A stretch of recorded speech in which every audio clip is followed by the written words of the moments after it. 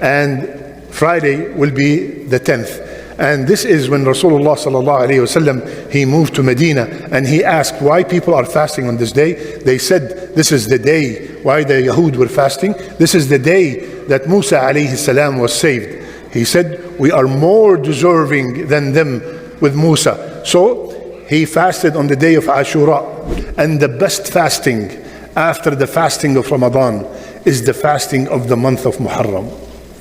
So we are in the best days to fast after the fard. For everybody who's going through any kind of hardship, I want you to remember, Inna ma'iya Rabbi sayahdeen. Remember that Allah is with you. Allah is aware of what you're going through. Make sure you fast this coming Thursday and Friday, inshaAllah ta'ala. Rasulullah sallallahu alayhi wa sallam, he said, whomsoever fast on the 10th, all the sins of the previous year are all forgiven. Our beloved Prophet ﷺ was mentioned only 4.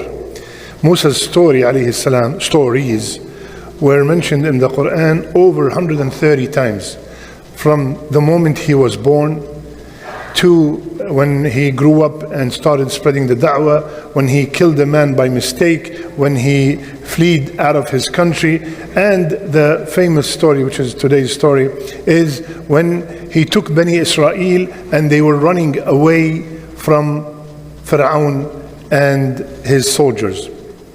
Now I want you to imagine and live this moment. Musa alayhi salam had a few people with him, and these people were prosecuted by Pharaoh, tortured, and then they had an opportunity to run away from him. So now this is the time. They're away running, and then all of a sudden they reached a point, and again imagine, they reached a point, Musa alayhi salam with his people, the ocean is in front of them, the Red Sea, and behind them Pharaoh and his soldiers.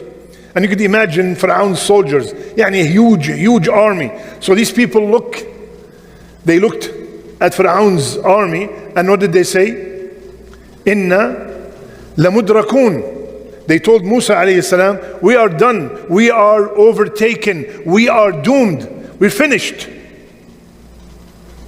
Logically, the ocean is in front of you, the adu, the enemy is behind you, where are you going to go? You're done.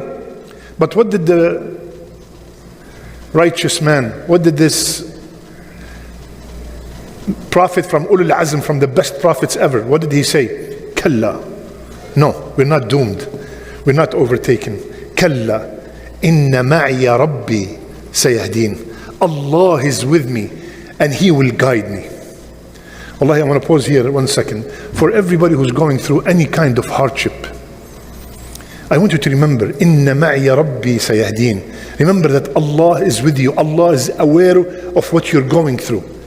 Whatever that is, it could not get as tough and as bad as the case of Pharaoh, as the case of Musa alayhi salam. When we remember Allah, when things are at ease, Allah will remember us when we are in the hardship. What happened, ya akhwan? Inna ma'iya Rabbi sayahdeen fa'awhayna. Like we mentioned before, this fa in the Arabic language is called fa al-fawriya, the instant fa. Instantly, Allah is with me. Not like He was the same thing like the people, what we're going to do now, which happens to all of us. When we are in a hardship, we lose our iman. We lose our sabr. Musa alayhi salam, Inna ma'iya Rabbi sayahdeen fa'awhayna. Instantly, we inspire to him, we reveal to him, hit the ocean with your staff, with your stick.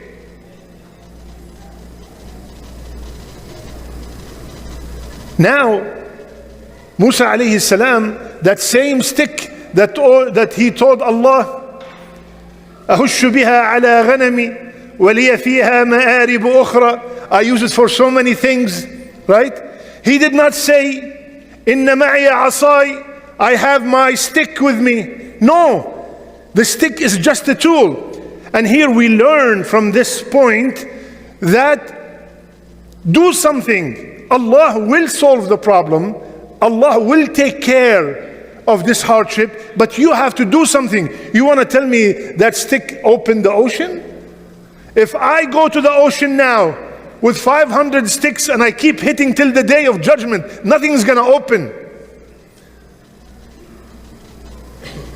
Allah is telling Musa alayhi salam, do something just like He told Maryam alayhi salam, a woman having a baby, which is her weakest status ever. The woman is in the weakest state is when she's delivering. When she's delivering, I am hungry, shake the tree. How could you shake a tree? And especially from the trunk, it's impossible. Do something. Do not say and give up, khalas, I'm done, everything is closed. No, do something. What happened, ya akhwan? The ocean split.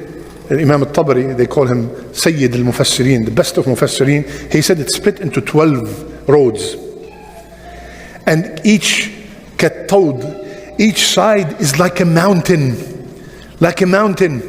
And everybody was going through being saved. And subhanallah, what do you expect the bottom of the ocean to be? Extremely wet. Not wet, extremely, the wettest ever. Right? Allah subhanahu wa ta'ala made it yabasa. Allahu Akbar, completely dry. And they walked in just like I'm walking here now. They walked in and they were saved. And then Fir'aun, the one who said,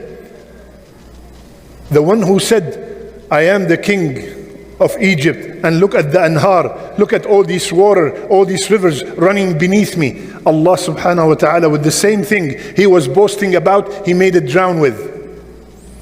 He was, look at the water walking, moving under me. He drowned with the water being on top of him. Now, that day when this took place is not tomorrow, next Friday.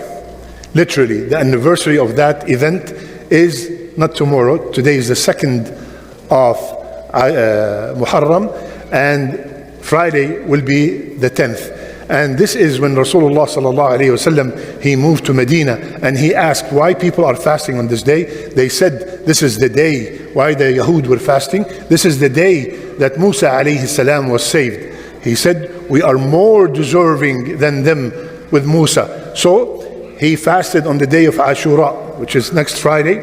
And he said, if Allah kept me alive till the next year, I'm going to do something different than the Yahud. I'm going to fast with it the 9th and the 10th. This is the month of Muharram. Started yesterday and today is the 2nd. This is one of the 4 sacred months. Dhul Qa'dah, Dhul Hijjah, Muharram and Rajab separately. The actions, the deeds in this month are so blessed. And the sins, like some of the scholars said, are multiplied in the months of the sacred months. And according to Imam al-Hasan al-Basri rahimahullah, he said among the 4 months, the best of them is Muharram. It is Allah from His hikmah, the year starts with a sacred month and it ends with a sacred month. Rasulullah sallallahu alayhi wa sallam, the hadith in Sahih Muslim, the best of salat is salat al-qiyam. The best salat after the fard salat is the salat of tahajjud. And the best fasting after the fasting of Ramadan is the fasting of the month of Muharram. So we are in the best days to fast after the fard. Now, Sheikh, 100 degrees, Maghrib at 8:30. I know, I tried it today. Wallahi, I tried it. Muharram let's start fasting. Wallahi, when you make the intention, Allah will make it easy for you. Wallahi, I promise you. The number 1. Number 2, al-ajr ala qadr al-mashaqqa. The more you suffer performing ibadah, the more you will be rewarded. I'm not looking for the suffering. I want to apply the sunnah of Rasulullah sallallahu alaihi wasallam. And it happened that Muharram this year is in the middle of July, in the middle of August. The hottest days of the year, plus what's going on in the world. So do your best to fast as much as you can in this blessed month. But if you have a hard time fasting, make sure you fast this coming Thursday and Friday, inshallah ta'ala.